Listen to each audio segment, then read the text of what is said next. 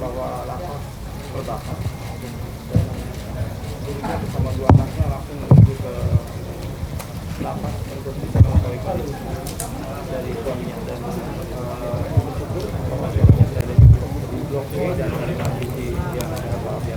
Tapi ini yang terlihat anggota sudah berada bersama kami dan siap melaksanakan. Assalamualaikum warahmatullahi wabarakatuh. Saudara-saudara sekalian, jadi begini, saya nyambatkan 4 hal kecil. Pertama, saya mewakili pemerintah sekali lagi menyampaikan turut atau sangat berbelasungkawa, sangat berduka atas peristiwa yang menyebabkan tewasnya atau meninggalnya 41 warga binaan lapas ini di 41 orang, kemudian ada beberapa yang luka-luka yang masih dalam perawatan. Saya sudah melihat tempatnya, melihat juga yang masih dirawat di sini tadi, dan saya juga mengucapkan terima kasih kepada Dirjen Kemasyarakatan telah membentuk gugus tugas.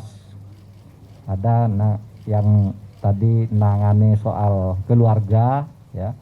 Kalau ada keluarga yang perlu ketemu, perlu informasi, sini sudah ada timnya. Untuk itu yang kedua, sudah langsung kawan, saya mengucapkan terima kasih atas kecepatan langkah yang diambil oleh aparat-aparat. Saya melihat ada kecepatan langkah yang sudah dilakukan, sehingga sampai sekarang situasinya sudah sangat terkendali, tinggal memfollow up dari akibat-akibat yang itu, ya, akibat dari kejadian itu. Saudara, kalau melihat jumlah korban, melihat peristiwa ini ada 2 hal yang penting. Satu, korbannya itu dari 40 orang itu tindak pidana narkoba, 1 terorisme, itu 1 ada ini. Yang kedua, hunian penjara kita tuh sudah over kapasitas. Nah, untuk itu kami sedang mendiskusikan tadi, terus saya berangkat ke sini, saya bicara dengan Menkumham.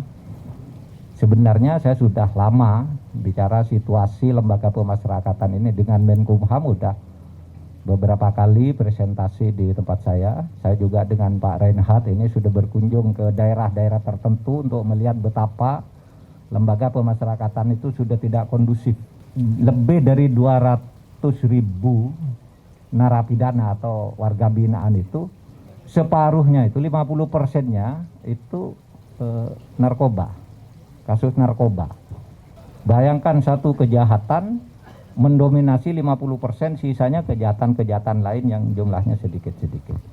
Ini tentu ada sesuatu yang harus kita bicarakan lagi, bagaimana menangani kejahatan narkoba dan memfollow up-nya di pengadilan dan memfollow up putusan pengadilan. Yang kedua, overkapasitas. Saya sudah berkeliling sejak tahun 2004, saya menjadi anggota DPR, berkeliling ke seluruh Indonesia melihat lapas-lapas kita itu, ya, lapas-lapas kita itu penuh. Jadi satu kamar yang tidak terlalu luas tuh isinya bisa 20 orang, 30 orang. Dan itu semuanya narkoba. Nah, oleh sebab itu ada 2 hal yang tadi saya bicarakan dengan Pak Menkumham, yaitu kami berencana segera merencanakan pembangunan lapas-lapas karena sudah overkapasitas. Lalu yang kedua, soal kasus narkoba ini mendominasi tingkat hunian lebih dari 50%. Apa yang terjadi di sini? Ternyata yang banyak di situ kasus narkoba itu adalah pengguna yang pada umumnya korban atau orang yang karena dalam banyak kasus itu terjebak.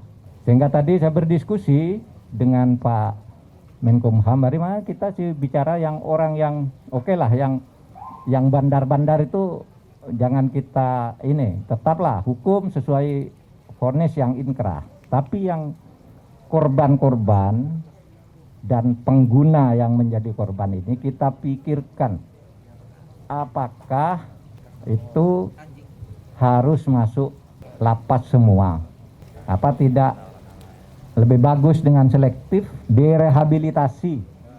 Kan ada tuh sudah terbukti Anda atau pada tahap tertentu ya tapi ini adalah korban, rehabilitasi sehingga penjara itu tidak perlu terlalu penuh. Saya kira itu dari saya.